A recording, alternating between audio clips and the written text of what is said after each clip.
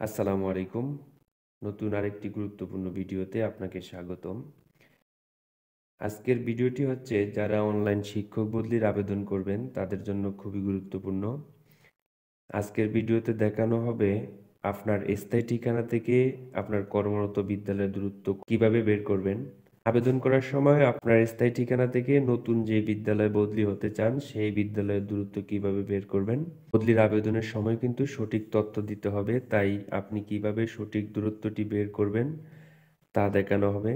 তাই সম্পূর্ণ প্রসেসটি দেখতে থাকুন। সঠিক দূরত্বটি বের করার জন্য আপনার হাতে থাকা ফোন বা কম্পিউটারের ক্রোম ব্রাউজারটি নিতে হবে। ক্রোম ব্রাউজারের মাধ্যমে এই দূরত্বটি বের করা সম্ভব। আমি আমার কম্পিউটার দিয়ে দেখাচ্ছি কিভাবে সঠিক দূরত্বটি বের করবেন। আপনি আমার এই দেখানো নিয়মই আপনি আপনার হাতে থাকা ফোন থেকে কিন্তু দূরত্বটি বের করতে পারবেন। তো চলুন কথা না বাড়িয়ে মূল ভিডিওতে চলে যাই। আপনার হাতে থাকা ফোন বা কম্পিউটারের ক্রোম ব্রাউজারটি ওপেন করবেন। ক্রোম ব্রাউজারটি ওপেন করার পরে আপনি এখানে অ্যাড্রেস বারে লিখতে পারেন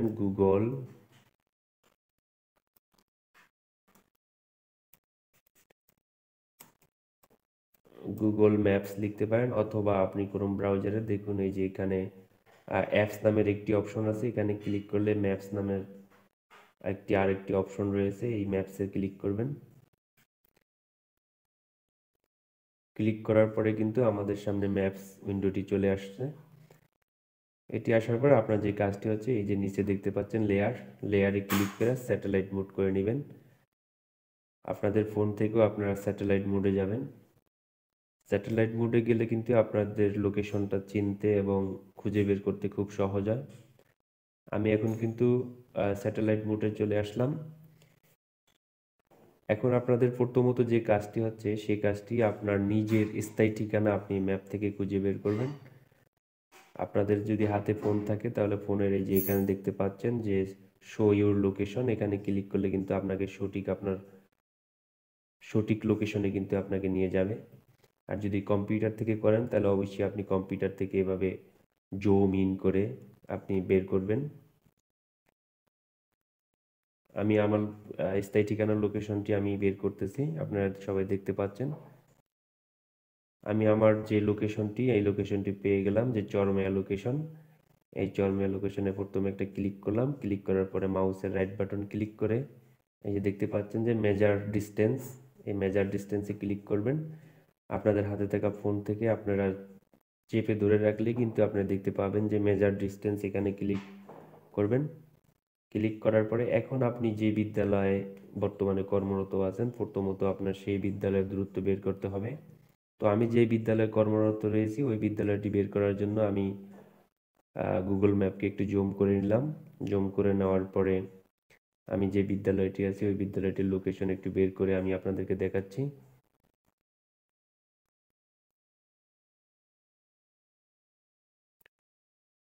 যেমন আমি আমার বিদ্যালয়ের লোকেশনটি পেয়ে গেলাম, এই যে এখানে এখানে আমি ক্লিক করলাম। আমি ওইখানে কিন্তু মেজার ডিস্টেন্সে ক্লিক করার পরে এখন যদি আমি আমার যে বিদ্যালয় রয়েছে এই বিদ্যালয়তে ক্লিক করলে দেখবেন অটোমেটিকলি আমার বিদ্যালয়টির একটি লোকেশন ওরা সিলেক্ট করে দিয়েছে।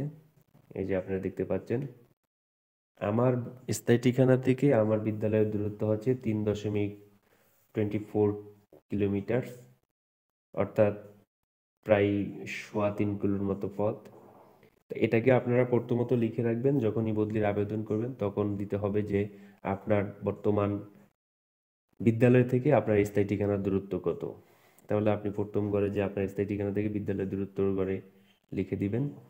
তার পরবর্তী অপশনটা আসবে যে আপনার স্থায়ী ঠিকানা থেকে যে বিদ্যালয়ে বদলি হতে চান সেই বিদ্যালয়ের দূরত্ব কত।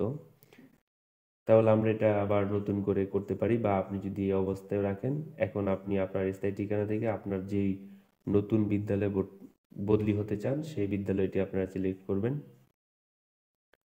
যেমন আমি বর্তমানে বদলি হতে চাই, এই যে এইখানে একটা বিদ্যালয়ে বদলি হতে চাই, তাহলে আমি এখানে ক্লিক করলাম। ক্লিক করার পরে দেখছেন যে আমার লোকেশন মেজারটা এখানে কিন্তু চলে আসছে। এখন এখানে কিন্তু ডাবল হয়ে গেছে। আপনারা কি করবেন, প্রথমত যে বিদ্যালয়টি আপনারা সিলেক্ট করেছেন সেই বিদ্যালয়টির মাউস পয়েন্ট রেখে ডাবল ক্লিক করলে কিন্তু চলে যাবে।